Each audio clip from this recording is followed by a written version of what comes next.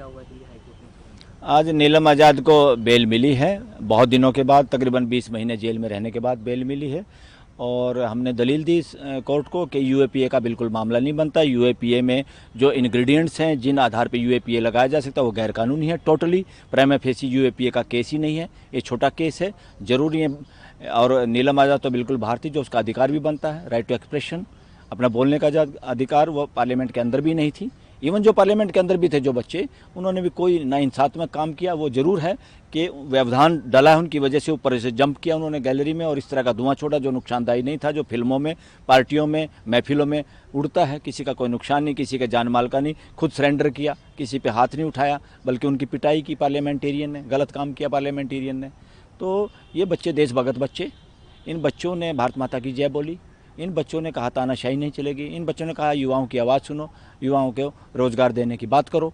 तो ये देश की आवाज़ को एक तरह से रखने का एक माध्यम था, ये एक्सटेंशन था एक तरह से। जैसे समाचार पत्र और ये आपका एएनआई भी खबरों को फैलाता है, ये भी देश के मन की बात पार्लियामेंट तक चाहते थे कि पार्लियामेंट वो केंद्र ना बने जो मनमर्जी के पार्टियों के आधार पे ही कानूनों को पास करने, तालियां पीटने में और रात को कानून पास करने में व्यस्त रहें। या जिस पार्लियामेंट में 100 से ज़्यादा पार्लियामेंटेरियन सस्पेंड करके चोरी चकारी से कानून पास हो, पार्लियामेंट को उस तरह काम नहीं करना चाहिए। ये युवाओं में रोष है, देश के युवाओं में रोष है, ये आम जनता में रोष है।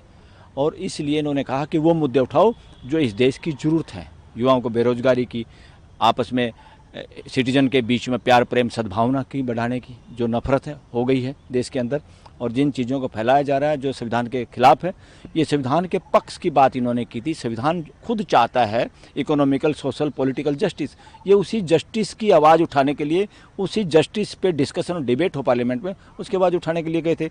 और इस बेल में 2-3 कंडीशन जो लगाई है, उनमें एक कंडीशन बहुत ही गलत मेरे हिसाब से है एज एन एडवोकेट। वो क्या है कि आप दिल्ली में रहेंगे, ये टेररिस्ट नहीं है, प्राइमा फेसी नहीं है। हमने बार बार कोर्ट को बताया, और कोई ऐसा सबूत ही नहीं कि किसी से फंडिंग इनकी हुई हो या किसी से टेररिस्ट ऑर्गेनाइजेशन से कोई इनका मेंबरशिप हो या एफिलिएशन हो, ऐसा बिल्कुल कुछ नहीं मिला। लगातार बार बार दलील देने का मौका मिला सरकार को, उन्होंने बार बार तारीख ली, सरकार के वकीलों ने स्टेट के तरफ से, वो फेल हुए हैं इस बात को साबित करने में ये टेररिस्ट हैं। तो इस मामले में कोर्ट को जहाँ तक मुझे लगता है इतनी स्ट्रिक्ट कंडीशन नहीं इसमें लगानी चाहिए थी।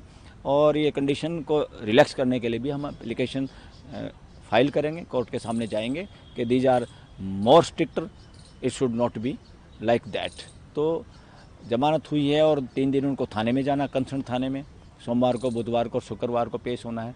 अब दिल्ली में वो बच्चों को रहने के लिए कहा, बेरोज़गार बच्चे हैं, उनका यहाँ कोई रिश्तेदार नहीं है, रहने के लिए खर्चा चाहिए, कहाँ रहेंगे। तो ये it is also not good.